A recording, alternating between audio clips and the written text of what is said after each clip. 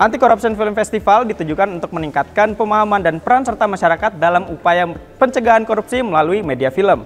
Program ini telah berjalan secara berkesinambungan selama 1 dekade dan telah berhasil membentuk komunitas-komunitas anti korupsi di kalangan anak muda, khususnya para pecinta film dan komunitas film di Indonesia. Akves tidak hanya menjadi media kampanye, namun juga telah menjadi sebuah gerakan sosial anti korupsi.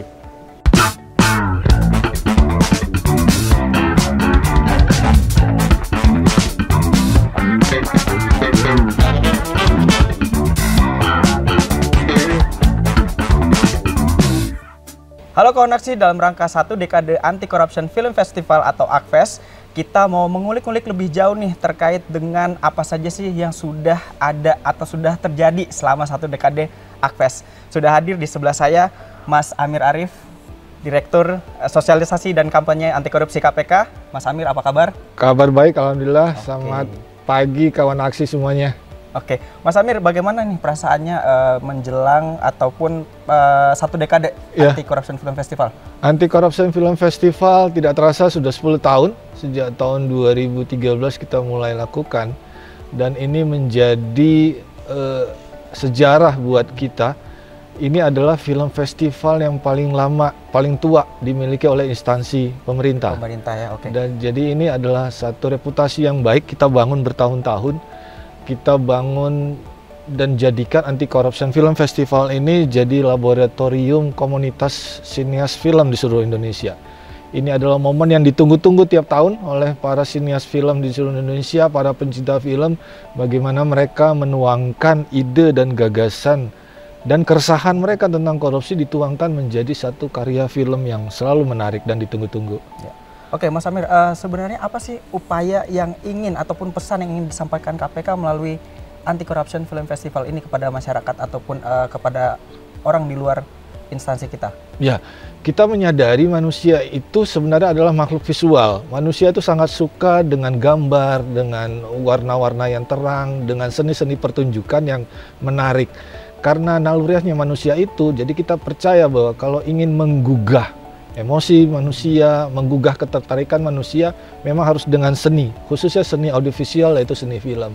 Karena itu KPK itu memilih film sebagai media penyampaian pesan anti korupsi yang tentu saja mudah ditangkap oleh masyarakat, disenangi oleh penonton, sehingga kesadaran, kemudian emosi mereka juga jadi tergugah. Bisa jadi tersindir, oh ini ternyata masalah korupsi di kita, oh ternyata masalah korupsi ini harus ditangani dengan penuh semangat, dengan penuh menyenangkan. Nah, karena itu kita harapkan masyarakat semakin banyak terpapar pesan-pesan anti korupsi dengan film ini. Semakin banyak penonton, semakin kita harapkan masyarakat lebih masif tersampaikan pesan-pesan anti korupsi ke seluruh masyarakat di Indonesia. Mas Amir, kalau tadi itu kan harapan kita. Kalau secara nyata, dampak nyata yang selama 10 tahun ini Mas Amir, yang sudah ada di masyarakat, yang sudah diukur oleh KPK melalui Anti Corruption Film Festival, seperti apa? Satu yang makin kita sadari sejak Akves ini berjalan 1 dekade, bahwa semakin banyak kelompok-kelompok masyarakat yang menuangkan atau menuangkan keresahan tentang masalah-masalah korupsi di sekitarnya, itu diuangkan dalam satu karya seni film. Artinya apa? Dia mau mencurahkan pikirannya itu, kemudian keresahannya dituangkan dalam bentuk tulisan dengan konsep cerita, dan dia mau mensubmit ide itu kepada KPK. Itu investasi. Itu investasi bagaimana awalnya 10 tahun yang lalu mungkin cuma terbatas kelompok atau sinias lokal, mungkin cuma puluhan. Tapi sampai tahun lalu kita bahkan mendapatkan 600 proposal dari kelompok sinias. Artinya apa? Itu tumbuh 2023 lebih dari 600 sinias yang memasukkan proposal ide ceritanya. Dari awalnya puluhan kemudian 600. Itu adalah investasi besar. Masyarakat kita, para pecinta film, sinias lokal, mau menuangkan keresahannya menjadi karya film, itu investasi yang harus kita pelihara. Dan itu nanti kita harapkan mereka mampu menularkan keresahan itu tentu saja kepada para penontonnya. Audiovisual tadi. Itu dari segi kuantitas sinias. Dari segi penonton masyarakat, jumlah penontonnya kita, baik yang menonton melalui kanal YouTube melalui media sosial kita, atau kita lakukan Ada juga movie screening yang kita lakukan setiap tahun. Kita keliling berbagai titik, kita sisipkan di setiap event pendidikan anti korupsi, di komunitas, di sekolah, atau di program-programnya bawaannya KPK seperti Roadshowbus ataupun di program lain. Pas itu semakin lama setiap tahun juga bertambah jumlahnya, dan penonton kita dari hitungannya kita tahun lalu itu jutaan yang nonton, baik di komunitas sinema aksi atau di nobar ataupun yang hadir di Roadshowbus misalnya, dan itu jumlahnya dari mulai ratusan ribu sampai jutaan. Artinya apa? Dari sisi sinias bertambah, dari sisi masyarakat yang terpapar dengan menonton itu juga bertambah. Jadi dari topik yang katakanlah ada topik gender, ada topik mungkin keluarga. Nah, di sini artinya lewat film sekarang mulai digiatkan lebih kentara ya untuk anti korupsinya ya, isu anti korupsi ya. Betul. Karena setelah kita jalani selama 10 tahun, pesan dan tema anti korupsi itu ternyata sangat luas.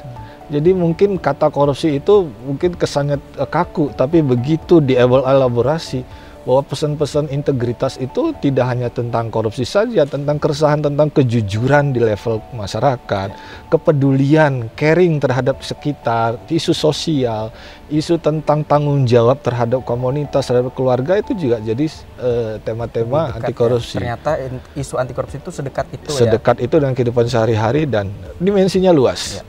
Oke, Mas Amir, aku mungkin lebih ke personal nih. Tadi Mas Amir bilang bahwa udah 10 tahun, nah gimana sih rasanya setelah 10 tahun ini, apa sih perasaan dari teman-teman di Direktorat Sosialisasi dan Kampanye akhirnya sampai di titik 10 tahun? Betul, jadi ini bukan hanya hajatan, ini bukan hanya milik Soskam ataupun Dedikmas, tapi ini kepercayaan publik kepada KPK, Komisi Pemberantasan Korupsi. 10 tahun ini menjadikan ajang ini menjadi ajang yang ditunggu-tunggu dan menjadikan laboratorium mereka. Ada banyak sinias yang awalnya cuma dulu berapa tahun lalu dikenal sebagai peserta yang masih mediocre, masih merintis menulis cerita 15 menit. Ternyata setelah setahun lalu kami bertemu lagi, dia sudah pada level yang lebih tinggi, expertnya lebih tinggi. Artinya apa?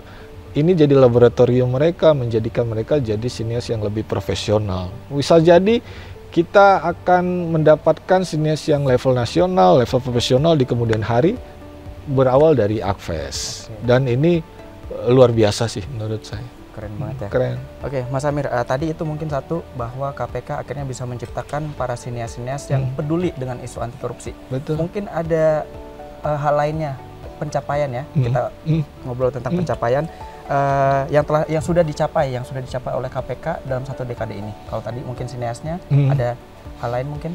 Iya, kuantitas masyarakat yang menonton beberapa tahun terakhir, dalam 2 tahun terakhir ini kita memperluas jangkauan supaya tidak hanya bagi penonton kanal YouTube, tidak hanya bagi penonton media sosial, tapi juga kita tayangkan di media massa, di televisi.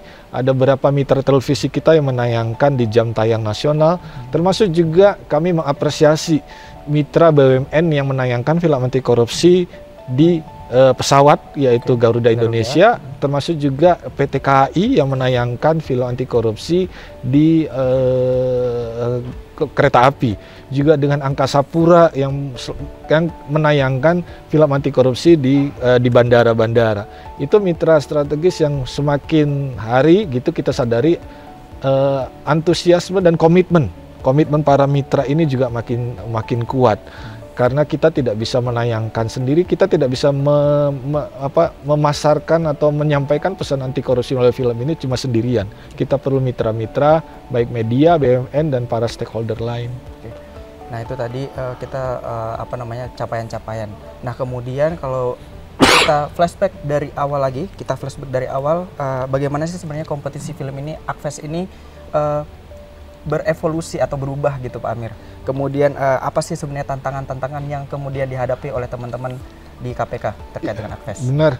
Ini menarik sekali Fritz dan teman-teman kawan aksi yang menonton kanal ini, bahwa kalau kita lihat berapa tahun yang lalu, kita cuma punya kompetisi terbatas sekali, kompetisi film fiksi dulunya.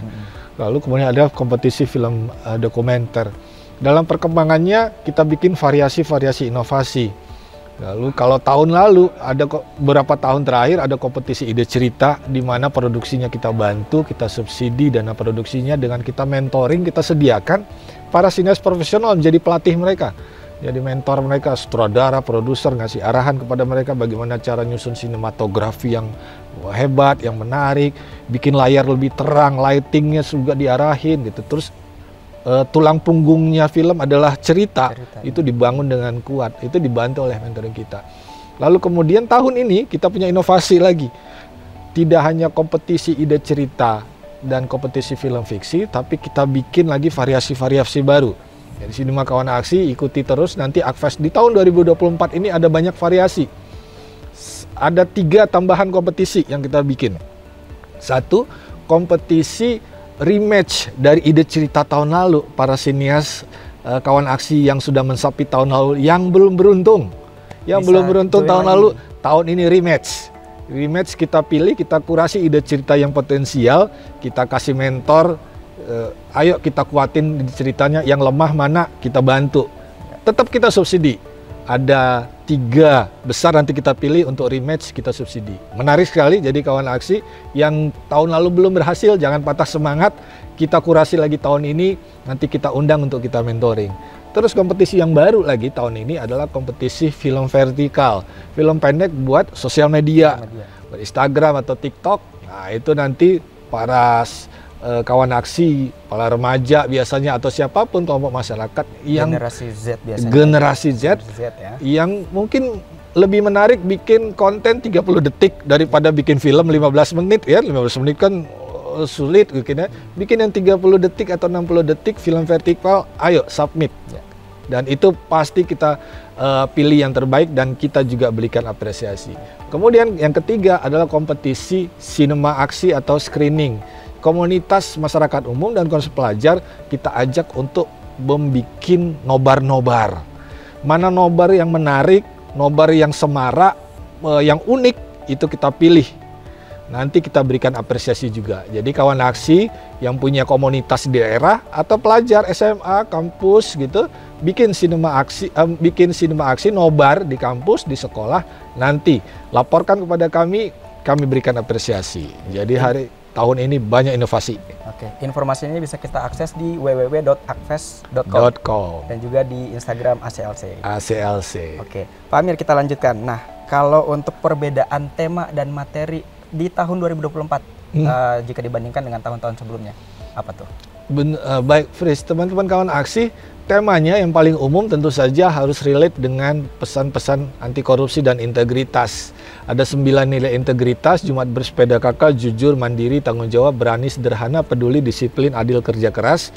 Itu tema yang umum, yang sangat variatif, bisa jadi inspirasi dalam menulis cerita.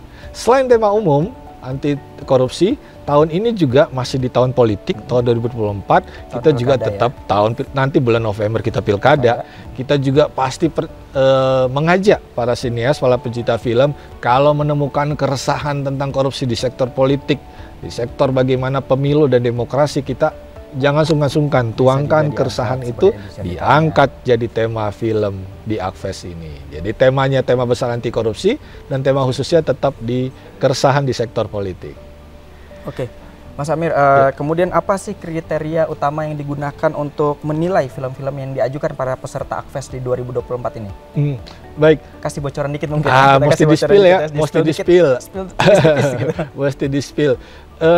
2 faktor besar dalam kita menilai dan mengkurasi, teman-teman. Kalau mau ingin mensubmit ide cerita yang kita propose, nanti kita pilih, kita kurasi. Ingat, kalau belajar dari tahun lalu ada 600 proposal, pasti persaingannya keras gitu ya. Kita pilih, tahun lalu cuma 5, tahun ini ada 9.